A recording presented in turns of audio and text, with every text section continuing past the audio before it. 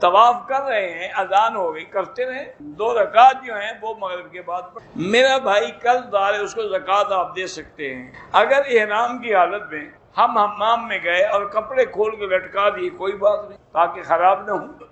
عمرہ کرنے کے بعد عورت کی نمازیں، بھئی نمازیں سب کی مسجد میں بہتر ہیں، عورتوں کے لیے ہوٹل میں بھی افضل ہے، لیکن چند دنوں کے لیے جو آئی ہیں ان کو حرم سے منع نہ کریں۔ بنگلہ دیش میں علماء کے درمیان میں تنازع ہے، جھگڑا ہے کہ الا اللہ کا ذکر صحیح ہے یا غلط، جو غلط سمجھتے نہ کیا کریں بس۔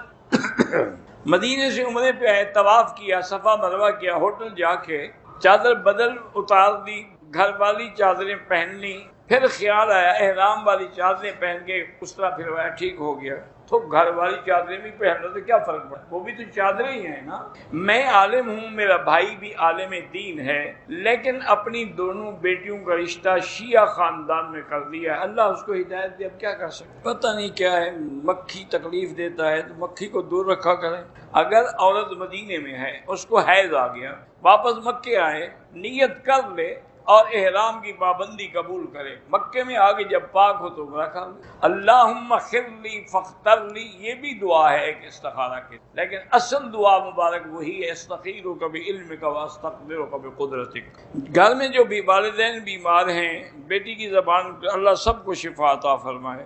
میرا بیٹا 5 سال کا ہے، نظر کمزور ہے، اللہ شفا عطا فرمائے۔ میری بیوی راضی نہیں دوسری شادی کے لیے، جب دوسری بیوی سے تم پہلی سے ڈرتے ہو تو شادی کی ضرورت ہی کیا ہے، وظیفے کی کیا ضرورت ہے، جب تم اتنے زن مرید ہو کہ پہلی بیوی سے ڈر رہے ہو، جب ڈرو گے تو مرو گے انشاءاللہ۔ میرا شوہر شادی سے پہلے دبئی میں تھا، اب 2 بیٹوں کی شادی بھی ہو گئی، پوتے بھی ہو گئے، لیکن جب آتے ہیں مجھے مارتے ہیں، اللہ ان کو ہدایت۔ 2 رکعت نماز پڑھیں اور یا مانعو اللہ کا نام ہے، 70 دفعہ پڑھ کے کھانے پہ پانی پہ دم کر کے اس کو پلایا کر۔ 4 دن میں اگر ہم 4 عمرے کریں 40 کر لو، جتنا ہمت ہو۔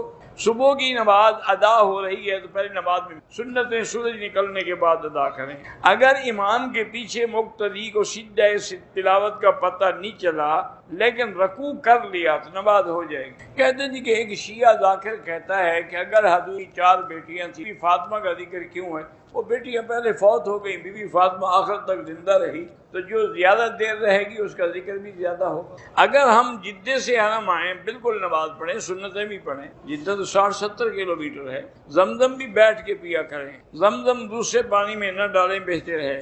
حج عمرہ کسی کے لیے بھی کر سکتے ہیں، بستی میں جمعہ نہیں ہوتا، بڑے قصبے میں ہوتا ہے۔ امام کے پیچھے پتہ نہیں لگا، سجدہ صاحب کریں گے، سجدہ صاحب سے کچھ نہیں ہوتا۔ اگر سجدہ تلاوت تم نے نہیں کیا، رکوع بھی نہیں کیا، نماز نہیں ہوئی، دوبارہ نماز پڑھو۔ فقیہ کے بارے میں یہی ہے کہ اللہ نے خود حکم دیا فَلْيَتَفَقَّهُوا فِي الدِّينِ، اور اللہ کے نبی نے بھی فرمایا ہے کہ مَن يُرِدِ اللَّهُ بِهِ خَيْرًا، جس سے اللہ بھلائی چاہتے ہیں اس کو دین کی فقہ سمجھ عطا فرمائے۔ پتہ نہیں کیا لکھا اسکاٹ لینڈ میں، کوئی دینی یونیورسٹی ہے جہاں فرحت ہاشمی صاحبہ نے سارے اسلامی ممالک کو چھوڑ کر دین متین کی پی ایچ ڈی، تو وہی اس سے پوچھے مجھے کیا پتہ۔ فقہ حنفی کو لوگ جو ہے وہ میڈ ان انڈیا کہتے ہیں، امام حنیفہ انڈیا میں تو پیدا ہی نہیں کہتے ہیں، تو غلط کہتے ہیں۔ حضرت امام ابو حنیفہ تو بغداد میں پیدا ہوئے، بغداد میں فوت ہوئے، وہ تو تابعی ہیں، اللہ کے بندے خیال کیا کرو۔ مردوں کو بھی ثواب پہنچتا ہے، مسجد کا بھی، نلکے کا بھی، قرآن پڑھ کے پہنچا وہ بھی پہنچتا ہے۔ بچی 10 سال کی ہے، ذہن کمزور ہے تو یا قوی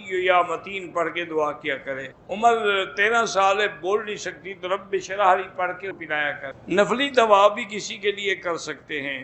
اگر کسی بندے کو نماز نہیں آتی تو کسی سے سیکھ لے، جب تک نہیں سیکھ سکتا کسی کے ساتھ کھڑا اسی طرح کرتا رہے۔ کہتے ہیں کہ ایک بریلوی کہتا ہے کہ مصطفیٰ اترے مدینے میں خدا بھائی میں نے تو نہیں کہا، اللہ کے بندے، یہ ان کی کتابوں میں باقاعدہ شعر ہے۔ جو مستوی تھا عرش پہ خدا ہو کر، اتر پڑا ہے مدینے میں مصطفیٰ ہو کر، یہ میں نے تو نہیں کہا، انہوں نے کہا ہے، وہ جانے ان کا کام جانے۔ اب پتہ نہیں، اللہ تو عرش سے بھی نیچے آ گیا، باقی کام کون کرے گا۔ ایک آدمی بیمار تھی، احرام مدینے سے نہیں باندھ سکا، پھر 2 دن کے بعد طائف سے جا کے عمرہ قضا کر لیا، ٹھیک ہے کوئی دم نہیں۔ سفر سے واپس آئیں تو بالکل جب گھر پہنچے نماز پوری پڑھیں، نمازی کے سامنے بالکل نہ گزریں۔ موبائل پہ تصویریں اور ویڈیو بنانا بغیر کسی ضرورت کے وہ ناجائز ہے۔ حالت احرام میں عورتوں کے ساتھ نہ لگیں، بچنے کی کوشش کریں، باقی نیت اللہ جانتا ہے۔ جمعہ والے دن عصر کی نماز کے بعد جو درود شریف 80 دفعہ پڑھا جاتا ہے، پتہ نہیں کون سا، مجھے تو نہیں پتہ، کسی صحیح حدیث میں تو ہے نہیں۔ آئس کریم حالت احرام میں کھا لیں، اگر خوشبو ہے تو نہ کھائیں۔ کہ ہمشیرہ مہر خطاب کی میر خطاب بیمار، اللہ سب کو شفا دے۔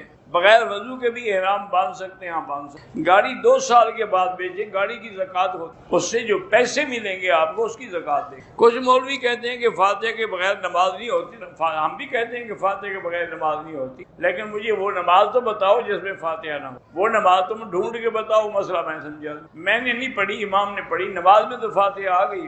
مسجد عائشہ سے عبداللہ ابن زبیر، عبداللہ ابن عمر بھی عمرہ کرتے رہے، یہ بلوغ المرام میں بھی ہے اور کتابوں میں ہے۔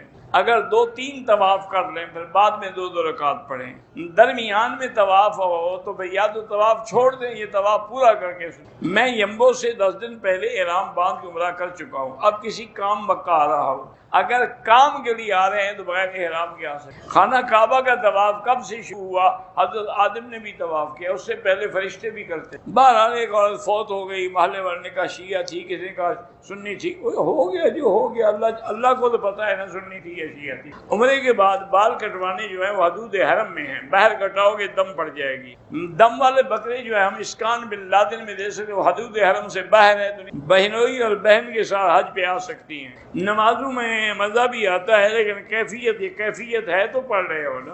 میں نے خواب میں دیکھا تھا، آپ کو بوسہ بھی دیا تھا، چلو جی اللہ قبول کرے۔ نماز پڑھتے ہوئے سیدھے والی جگہ پہ نظر رکھیں۔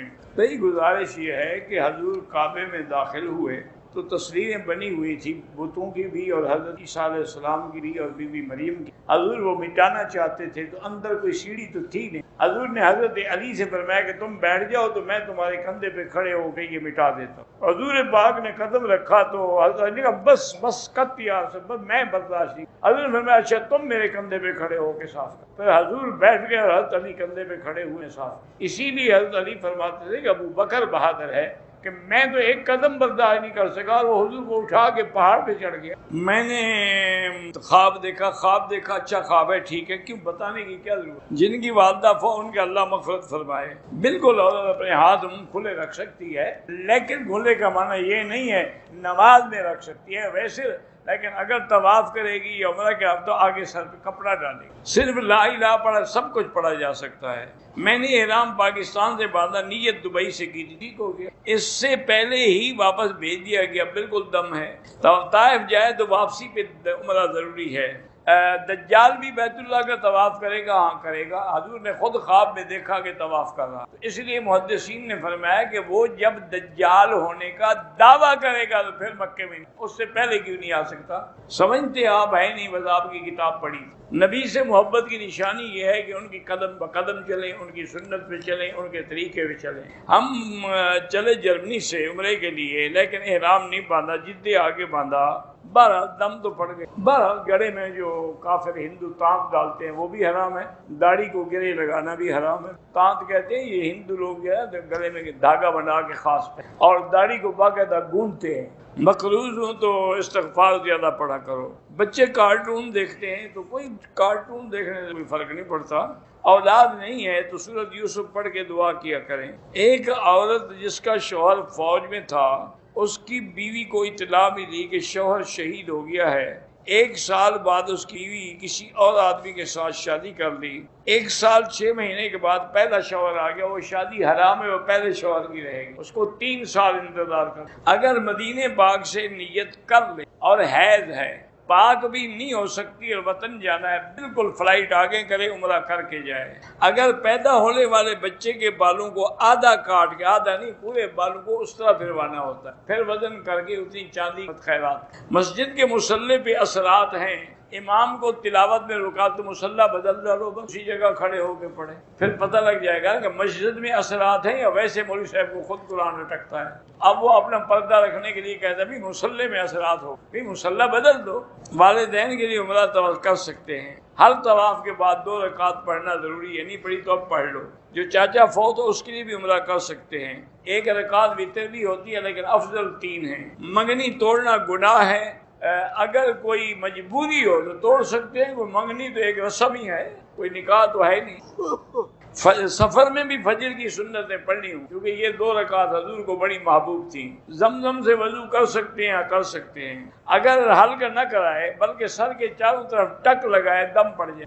ہاں ٹھیک ہے، سعودی عرب میں رواج ہے کہ کوئی فوت ہو جائے، شریعت کا حکم بھی 3 دن ادا ہے، مغرب سے عشاء تک وہ ادا کے لیے بیٹھتے ہیں، عشاء کے بعد کھانا کھلاتے ہیں۔ وہ کھانا میت کے گھر کا نہیں ہوتا، ان کا کوئی دوست پکوا کے لے آتا ہے وہ کھلاتا، وہ خود اپنے گھر سے نہیں، وہ تو خود وہی کھانا کھاتے ہیں جو باہر سے آتا ہے۔ رشتے کی بندش کیسے دور ہو، پیسے زیادہ اکٹھے کرو۔